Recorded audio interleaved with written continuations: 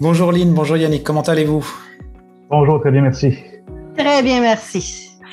Bon alors peut-être avant de commencer sur notre sujet du mois, peut-être Yannick, voudrais-tu nous refaire un reflet de ce que c'est que la CEF Péninsule? Oui, absolument. Donc, très heureux d'être avec vous, moi et Lynn, ce matin. Donc, oui, petite présentation de la CEF. Donc, on travaille spécialement en lien avec les finances personnelles. Donc, quand les gens ont des questionnements ou des problématiques en lien avec leurs finances personnelles, ils peuvent nous appeler. Tout ça se divise en 3 grands volets. Donc, les consultations budgétaires, la défense des droits du consommateur et les ateliers d'éducation financière.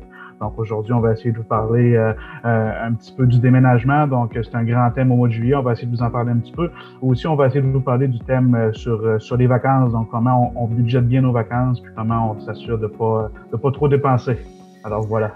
D'accord, bon bah ça un sujet en deux volets. Est-ce que on va commencer par le déménagement? Justement, effectivement, souvent le 1er juillet, c'est là où se renouvelle le bail pour la majorité, mais je sais que il peut y avoir des exceptions aussi. Déjà, j'ai une question. Est-ce qu'on sait pourquoi ça va souvent du 1er juillet au 1er juillet? Non, ben, autrefois, parce que je me rappelle dans le temps, et ça fait des années, ça, il avait condensé le mois de juillet pour mettre plus à jour les baux, parce qu'autrefois, c'était à n'importe quelle fréquence dans le courant de l'année. Mais pour les propriétaires, puis ça, je me rappelle, il me semble que c'était dans les années, je me souviens bien, dans les années 80 qu'ils avaient modifié, être plus fidèle à un bail était du 1er juillet au 30 juin. D'accord. L'année exactement, j'ai un blanc de mémoire sur ça, mais je me rappelle qu'il y avait eu une loi provinciale pour modifier les baux à ce niveau-là. Là. D'accord. Facile à Je ne sais pas si c'est un bon point pour commencer, comme parler des baux, du bail, qui est une façon, j'imagine, de sécuriser celui qui va faire la location, mais aussi peut-être celui qui offre la location. Quelles sont les démarches dans le fond pour justement sécuriser une bonne location ou un déménagement? C'est sûr, sécuriser une bonne location, c'est beaucoup faire un bail écrit avec les deux parties, le locataire et lui qui est le locataire, pour vraiment mettre ça sur 12 mois. C'est certain que des propriétaires, des fois, qui vont faire des baux pour 9 mois. Ça dépend de la fréquence et la situation des locations. Mais normalement, un bail est d'une durée d'1 an. Et c'est vraiment un vrai bail écrit là, que les propriétaires ont en main, qui prennent dans les librairies ou par la poste. Et il y a des propriétaires qui vont louer au mois une entente verbale que les gens vont dire, j'ai pas de bail de signé, mais l'entente verbale au mois, c'est aussi valide qu'un bail. Il y a des choses à respecter niveau le paiement tout le temps le 1er du mois. Tu ne pars pas de ton loyer du jour au lendemain sans avis au propriétaire. Tu as des ententes, puis même si c'est verbal, tu as un 3 mois d'avis qui doit être fait. Qu'est-ce que ça veut dire un 3 mois d'avis? Tu avises le propriétaire que tu quittes, mais le loyer tu peux être responsable du paiement de loyer pour les mois qui vont rester. Là.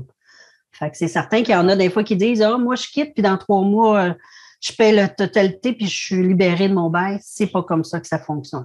C'est vraiment le propriétaire qui va décider l'entente qu'il veut prendre avec vous autres. L'autre volet que des fois les gens font, ils vont dire on va faire une sous-location. Encore là, si tu fais une sous-location de ton loyer qui est sur 12 mois, le propriétaire doit donner son accord d'une sous-location. Parce qu'exemple, le propriétaire a loué un logement à Lynn Arsenault, il ne l'a pas loué à Yannick. Il faut aviser le propriétaire quand on va faire une sous-location. Et des fois, il y a des propriétaires qui ne veulent pas les sous-locations. Ils vont vérifier des fois l'enquête de crédit de la personne concernée à qui on veut faire une sous-location. Puis une sous-location, c'est qu'on reste toujours responsable du loyer. Exemple, on fait une sous-location à quelqu'un.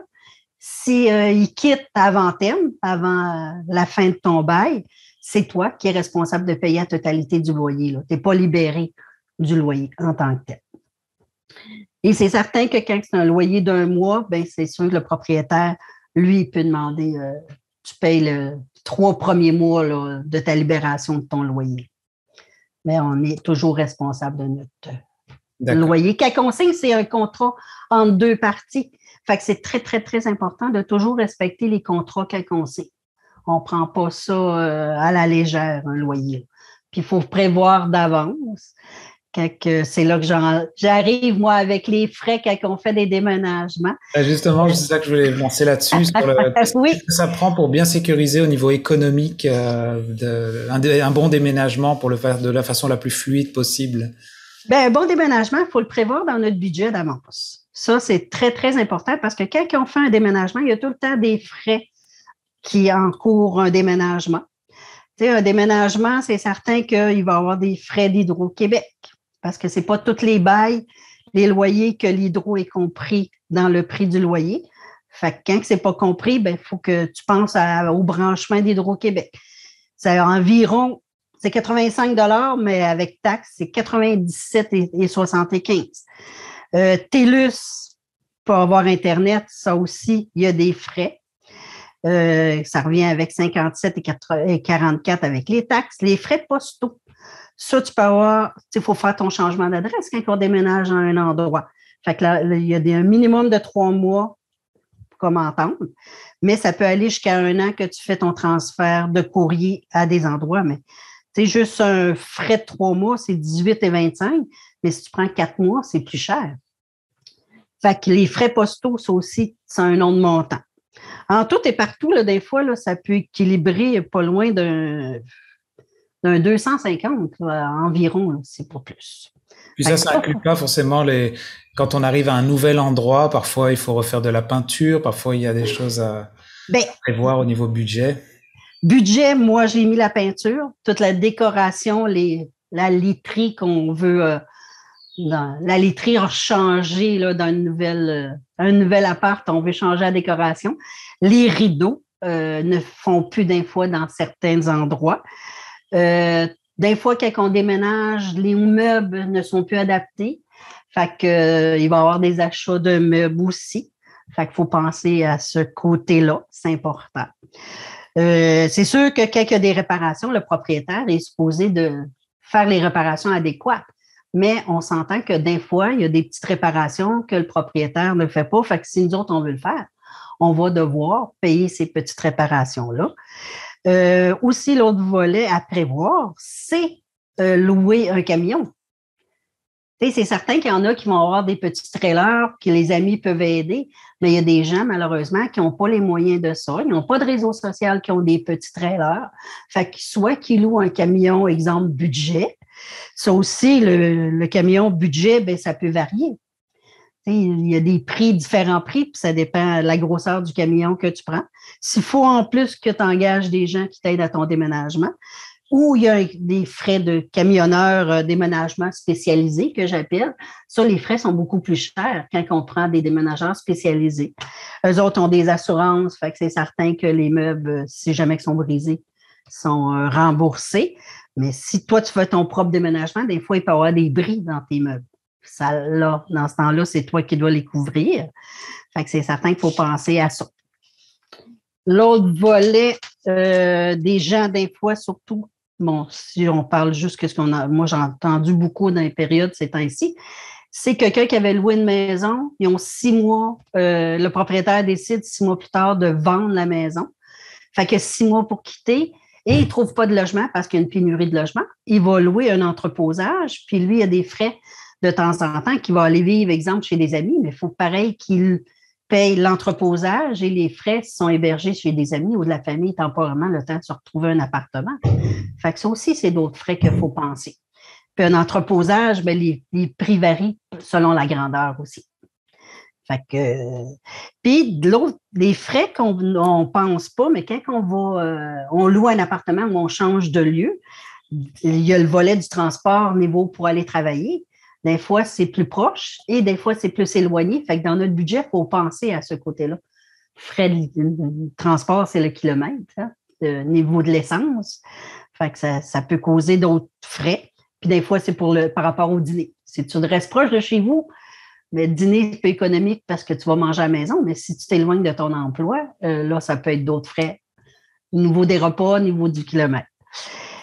Puis l'autre volet que moi j'ai découvert, il y a à nouveau, quand il y a un déménagement, puis que c'est rapport à notre travail, nos études, volet professionnel, une entreprise, il y a sur l'impôt qu'on peut faire une demande de réduction d'impôt. C'est sur la ligne 228 qu'on peut faire une réclamation sur nos impôts, mais il faut vraiment le justifier, le pourquoi. Là, c'est pas, ils ne payent pas ça à tout le monde. Oui, je sais que des fois, ils peuvent couvrir des nuits d'hôtel, des déplacements, des choses comme ça pour... Oui, mais faut, c'est pas un déménagement, monsieur et madame tout le monde, qui déménage d'un secteur à un autre secteur. Il faut vraiment que ça soit bien décrit, le pourquoi. Oui, fait que c'est certain que ça, c'est bon à savoir à ce niveau-là. L'autre volet que j'ai découvert, puis qu'on pense pas, mais quelqu'un qui quitte un logement, exemple, qui doit aller vivre chez des amis ou la famille, il y a les petits animaux que des fois, il faut mettre en pension. Parce que temporairement, si on n'a pas trouvé de logement, puis la famille où ce qu'on va héberger ou des fois à l'hôtel, malheureusement, les animaux ne sont pas les bienvenus temporairement. Fait qu'il faut trouver une pension, ça, c'est d'autres frais. Il y a les assurances habitation aussi qu'il faut penser. Si le logement, exemple, on vit en appartement ou on vit en maison, les assurances habitation vont être différents. Les coûts vont être modifiés. Fait que c'est certain qu'il faut penser toujours à ce côté-là. Fait que, et quelques exemples, on louerait une maison, puis avant, on vivait en appartement. Il y a les frais de pelouse, que des fois, il n'est pas compris dans le loyer, la pelouse, le déneigement, c'est d'autres frais qui peuvent se rajouter. Là, Fait que quand on déménage, il faut penser à différents frais, puis pas juste... le nouveau loyer. Nouveau loyer, il faut regarder toutes les dépenses que ça peut encourir différents loyers. Surtout, c'est sûr, si tu es en appartement, c'est pas toi qui vas s'occuper de la pelouse et du déneigement. Mais si tu quittes un appartement, t'en aller dans une maison ou à différents endroits, c'est nous autres qui va devoir l'assumer. Là. Mais des fois, les gens ne pensent pas à toutes ces petites dépenses-là qui sont agréables, mais c'est là-dessus là, que j'avais fait un petit peu le tour à ce niveau-là. Ah ben merci beaucoup en tout cas pour ces informations. Puis là, comme on est rendu en période estivale, puis effectivement le mois de juillet, c'est pas mal le mois du déménagement, mais c'est aussi la période des vacances qui commence. Comment est-ce que justement à la CEF, vous pouvez justement conseiller les gens au niveau économique, de l'argent pour parler vacances?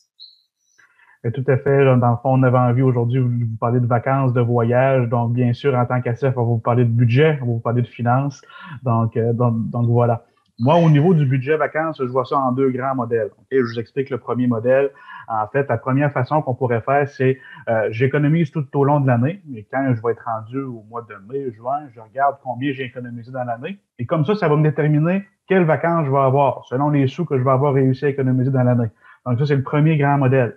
Le deuxième modèle, c'est moi, je veux avoir une vacance X. Je veux aller en voyage à Paris l'année prochaine ou dans 2 ans si mes économies rentrent pas dans mon budget. Donc, voilà les deux grands modèles. Souvent, les gens vont vouloir aller en vacances à chaque année. Donc, je vais parler un petit peu plus de cette façon-là. Surtout, nous, en Gaspésie, je prends un exemple, une famille qui veut habiller les enfants ou qui veut équiper des enfants pour aller à l'école. Souvent, les familles vont devoir aller à l'extérieur, là, acheter des vêtements ou les biens qui vont souvent être moins chers là, qu'ici en région. Donc voilà. Donc, ce que j'aurais envie de dire à une famille qui veut aller en vacances à chaque année, OK, là, cette année, vous allez en vacances, vous aviez, pas beaucoup prévu vos finances, c'est correct, beaucoup de familles sont dans cette situation-là, mais je donnerai un défi pour l'année prochaine. Donc, cette année, vous allez revenir de vacances, en revenant de vacances, montez-vous un budget et regardez combien vous pouvez accorder en épargne pour vos vacances l'année prochaine. Donc, voilà. Donc, commencez tout de suite au retour des vacances cette année à penser aux vacances de l'année prochaine. Donc, première étape que moi, je vois dans tout ça, c'est analyser sa vie financière, monter son budget, regarder combien je peux accorder à de l'épargne, parce que ça sert à rien d'un côté d'épargner pour un voyage si je dois faire mon épicerie sur la carte de crédit. On s'entend qu'on peut le faire, il n'y a rien d'illégal là-dedans, mais on s'entend qu'au niveau stratégie fiscale, on n'est pas dans le top. Au niveau de la deuxième étape, c'est regarder avant de partir en vacances combien j'ai réussi à économiser dans l'année. Donc voilà, j'ai réussi à économiser 500, 1000, 1500, 2000 $. Donc voilà quel genre de vacances je pourrais me payer avec mes épargnes que j'ai réussi à avoir. Donc voilà ma troisième étape, c'est de bien prévoir les vacances, bien prévoir le voyage. Donc, là, on sait, dans un contexte inflationniste comme on est présentement, le prix de l'essence qui grimpe en flèche, les frais d'hébergement aussi. Je ne sais pas si vous avez magasiné pour une nuit d'hôtel dans les dernières semaines, derniers mois. Ça a explosé cette année versus les années passées. Donc, c'est très, très, très important d'avant de partir en vacances, de tout bien planifier. Donc, planifier les frais d'essence. Il y a des beaux calculateurs qui existent sur Internet, là, avec telle voiture qui consomme tant aux 100 km. Si j'ai un voyage de tant de kilomètres à faire, combien ça peut me coûter en essence? Donc, il y a des beaux calculateurs sur Internet pour ça. En réservant les chambres d'hôtel ou l'hébergement, c'est sûr qu'on connaît les prix d'avance, donc ça, on peut super bien le planifier. Même chose pour les repas aussi. Puis, chaque famille va vivre leurs vacances différemment, dans le sens où je pourrais avoir une famille devant moi qui va prioriser beaucoup plus l'hébergement que les activités. Une famille qui va vouloir se gâter dans les hôtels un peu plus luxueux, mais va délaisser un peu plus les activités avec la famille. Donc, une famille type qui n'a pas nécessairement d'enfants. Versus une famille de l'autre côté qui vont négliger un peu l'hébergement, là, qu'un hôtel luxueux, c'est pas nécessairement nécessaire, mais on privilégie les activités. Donc, aller dans les parcs, aller dans des jeux d'eau, peu importe l'amusement pour les enfants. Donc, il n'y a pas de vacances type, de budget type, d'épargne type. C'est à vous de cerner vos besoins puis de regarder combien vous voulez économiser, là, ou combien vous êtes capable d'économiser, bien sûr. Donc, à la suite de tout ça, me vient l'étape 4, donc de profiter de vos vacances. Donc, quand que tout est bien préparé, tout a été économisé, vous savez où est-ce que vous en allez, vous allez être en mesure de mieux profiter de vos vacances, selon moi. Le niveau du stress financier ne sera pas là. Vous allez pouvoir arriver de vacances, puis vous ne serez pas obligé de vous priver en arrivant de vacances parce que vous avez dû tomber sur votre carte de crédit. En principe, si tout a été bien planifié, si vous partez en vacances avec le montant d'économie que vous avez fait dans l'année, vous n'aurez pas de surprise, puis vous ne seriez pas obligé de vous priver en revenant de vacances. Oui, parce qu'il y a des fois des façons de voyager qui font que ça peut être un peu plus complexe de budgéter. Il y en a qui vont partir, vont eux-mêmes payer un billet d'avion, ou bien chercher leur hébergement sur des sites internet, et ensuite de ça, peut-être au jour le jour, magasiner leur restaurant pour manger. Ou il y a les formules des fois qui sont pas des fois 100% tout inclus, et des fois un peu moins, mais qui englobent, où on n'a plus à se soucier des dépenses qu'on va faire des fois sur place. Donc, on dirait qu'il y a des techniques peut-être qui peut aider des gens qui sont plus à l'aise que d'autres de fabriquer eux-mêmes leurs vacances. Je sais pas ce que t'en penses, toi, Yannick, là-dessus. Mm-hmm. Tout à fait. Oui, tout à fait. On est tous des voyageurs un peu différents. Il y a des gens qui sont très à l'aise de partir avec le sac à dos et de partir en voyage. Bon, ça, c'est sûr, il faut partir avec des très bons économies pour être sûr de ne pas avoir à tomber sur le crédit. Ça, c'est super important. D'autre côté, des familles vont vouloir être beaucoup plus organisées, beaucoup plus formalisées. Donc, comme je vous dis, on est tous des voyageurs différents, on a tous des vies financières différentes. Fait que ce qui est important, c'est de vraiment cerner le besoin. Puis si on sait qu'on est un voyageur un peu plus lousse, là, excusez-moi l'expression, il faut s'assurer d'avoir beaucoup d'économies pour être sûr de ne pas dépasser. Tandis qu'une personne un peu plus formelle dans l'organisation de leurs vacances, ils vont partir avec un montant bien précis puis ils vont être sûrs de ne pas le dépasser. Donc, comme je vous dis, une personne qui part avec son pack-sac peut voir son voyage un peu plus écourté parce qu'il va avoir à dépenser dans un hébergement qu'il voulait pas ou qu'il a en surprise ou une bad luck, comme qu'on appelle. Les bad luck, ça m'amène à vous parler d'assurance voyage. Donc, c'était mon deuxième point que je voulais vous amener, les assurances voyage. Donc, certains petits trucs pour économiser sur l'assurance voyage, je voulais vous en parler. En fait, c'est ça. Avant de souscrire à une assurance voyage, il faut regarder si on n'en a pas déjà une. Souvent, les cartes de crédit, il y en a déjà une annexée. Donc, regardez bien vos contrats de carte de crédit. Souvent, il y a une assurance voyage qui couvre certains frais là, que vous êtes déjà couvert en ayant votre carte de crédit. Là. Fait que, puis je parle de carte de crédit, mais ça peut être complètement d'autres choses. Regardez l'ensemble de vos assurances.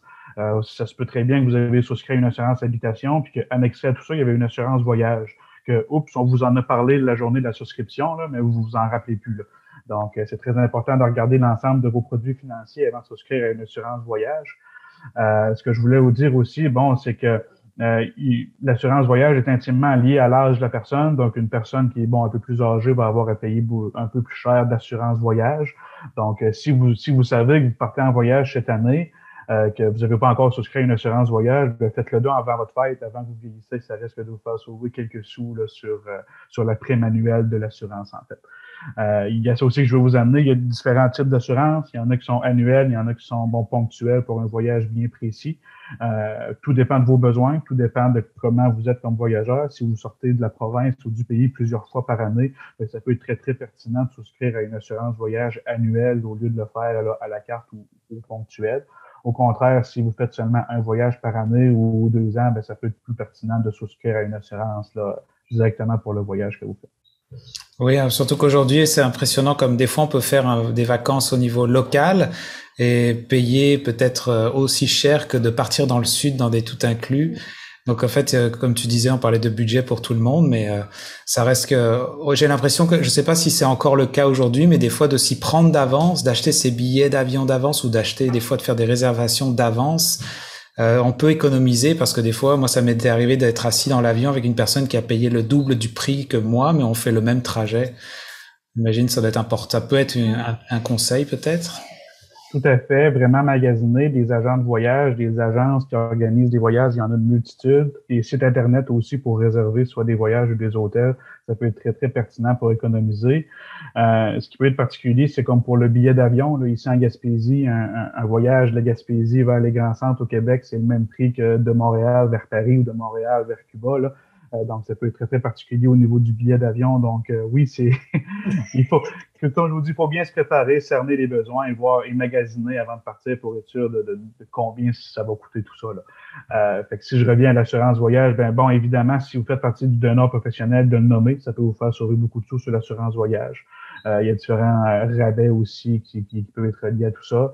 La prime familiale, ça peut être très, très pertinent aussi pour sauver des sous. Là, si on assure toute la famille là, sur la même assurance voyage, on peut sauver beaucoup de sous. Puis, il peut y avoir des franchises aussi là, qui peut être inclus pour voir le prix baisser. Oui, parce que l'assurance, des fois, c'est pas uniquement quand on est parti, mais des fois, c'est parce que on peut plus partir. Ça arrive, surtout dernièrement avec le Covid, il y a eu des choses comme ça. Ouais. Oui, tout à fait. Il y a l'assurance voyage en soi, donc que vous êtes couvert au niveau, par exemple, des frais de santé quand vous êtes à l'extérieur. Il y a aussi des assurances en lien avec l'annulation du voyage aussi, là. Donc, on réserve aujourd'hui un voyage dans plusieurs milliers de dollars, mais là, comme vous dites, la COVID arrive, les plans changent, donc finalement, le voyage est annulé. Au lieu de perdre l'ensemble des sous investis, vous avez souscrit une assurance, vous allez être remboursé, là. Donc, ça peut être très, très pertinent, là, ça c'est sûr. D'accord, merci beaucoup en tout cas. Alors peut-être pour terminer, je sais que pour préciser à les gens qui nous écoutent, qui voudraient un peu plus d'informations, donc les gens peuvent vous consulter, venir vous voir peuvent budgéter. Vous n'êtes pas une agence de voyage, je le précise, mais vous pouvez aider les gens peut-être à budgéter leur voyage et leur déménagement aussi. Tout à fait. Les gens, c'est des dossiers qu'on a souvent en consultation budgétaire, des gens qui partent, des jeunes qui partent du nid familial, qui veulent partir en appartement, qui se disent, mon Dieu, qu'est-ce que ça me prend pour partir en appartement? Pas de problème, on s'assoit ensemble, on va regarder qu'est-ce que ça va te prendre pour le trousseau, entre guillemets. Tu pourras épargner tes sous que tu as besoin pour acheter tout ça, puis on va te prévoir un bon budget pour quand tu vas être en appartement. Si c'est notre travail, on est très heureux de le faire. Fait que alors, gênez-vous pas, nous, on va être très heureux de pouvoir vous servir.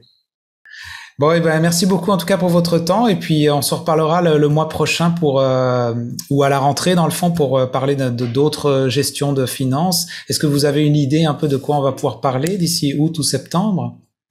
Ça va être au mois d'août, puis ça va être les frais de niveau scolaire par rapport que beaucoup d'entrées, les jeunes à l'élémentaire, secondaire, cégep universitaire vont commencer leurs études. Alors, on va parler des frais de scolarité et tout niveau du budget, qu'est-ce que ça l'encombre. Je vous réserve un petit point sur les régimes enregistrés d'épargne-études. D'accord, merci beaucoup. Au revoir. Au revoir. Merci, au revoir.